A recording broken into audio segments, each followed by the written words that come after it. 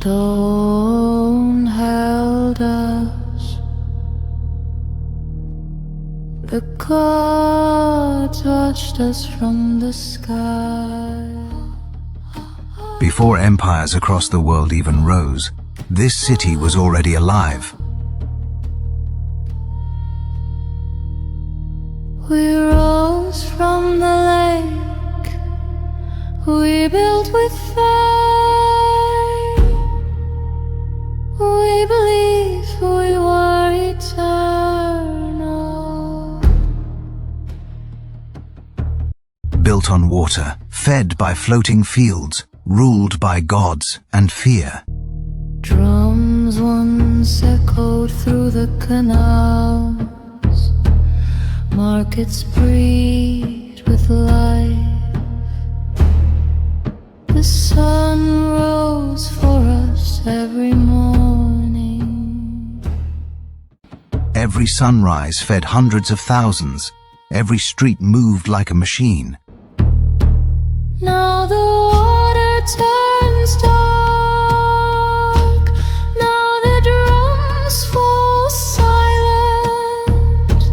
Now the air tastes of smoke. Then the water changed. The sound of life was replaced by the sound of war. The stone begins to crack. The bridges break. The lake swallows the streets. Cut off from food, cut off from water, surrounded and strangled. Mothers whisper prayers with no answers. Warriors bleed where temples once stood. The gods look away. No reinforcements came, no gods answered, no mercy remained. The city bleeds. The city bleeds. The city sleeps. Street by street, the greatest city in the Americas began to drown. Remember us. Remember the water. Remember the city that drowned. Tenochtitlan, 1521, when an empire drowned.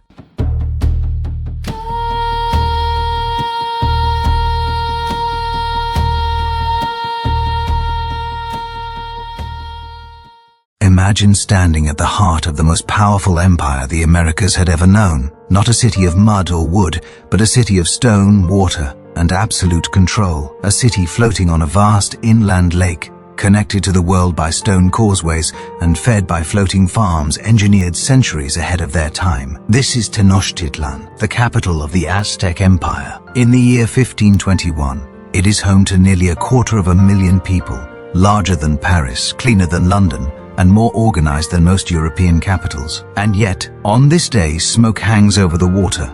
The canals are clogged with bodies. The temples are burning. At the top of the Templo Mayor, a 25-year-old emperor named Cuauhtémoc looks out over a city that is starving, diseased, and dying.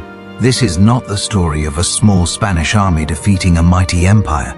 This is the story of how an empire collapsed from the inside, through betrayal, disease, and a war that drowned an entire civilization. This is the last day of Tenochtitlan, the Aztec world before the fall, 1519. To understand what dies in 1521, we must first understand what existed before it.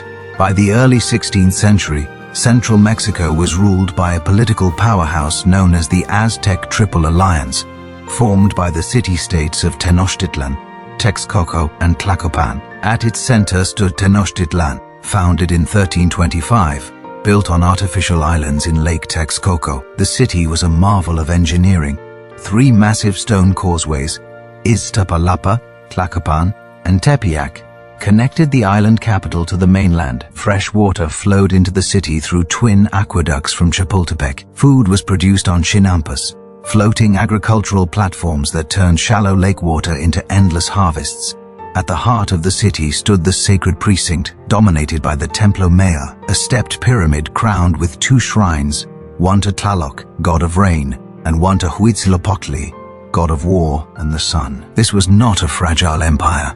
It was a system built on tribute, fear, and ritualized violence, ruling millions across Mesoamerica.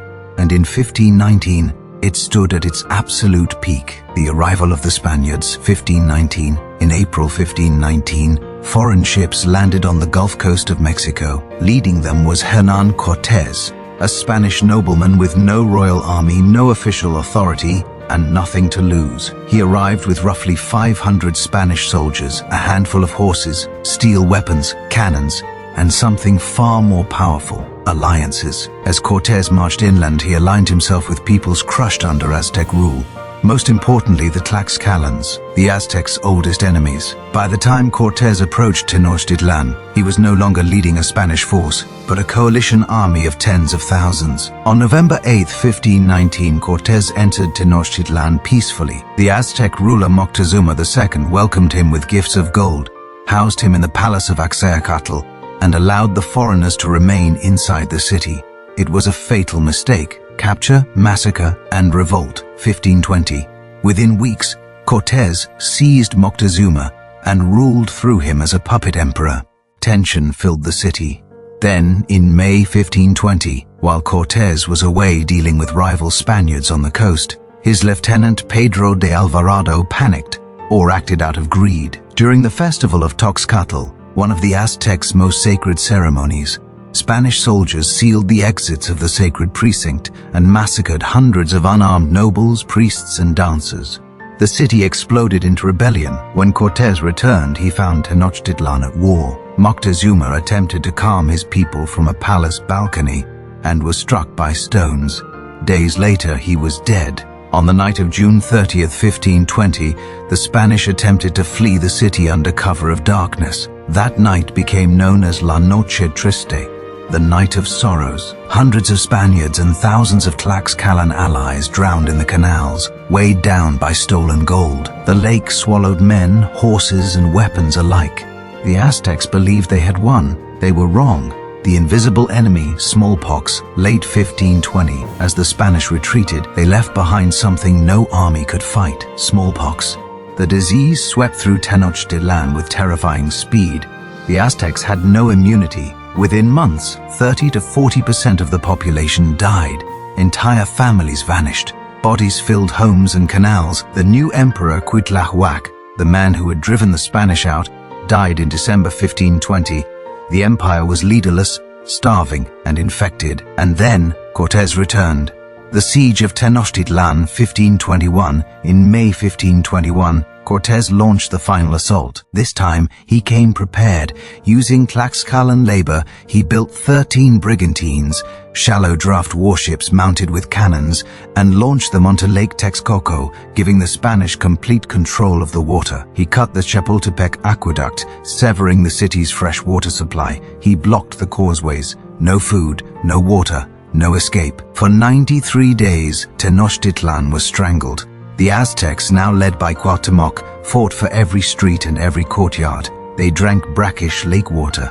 They ate bark, lizards, and leather. Captured Spanish soldiers were sacrificed atop the Templo Mayor.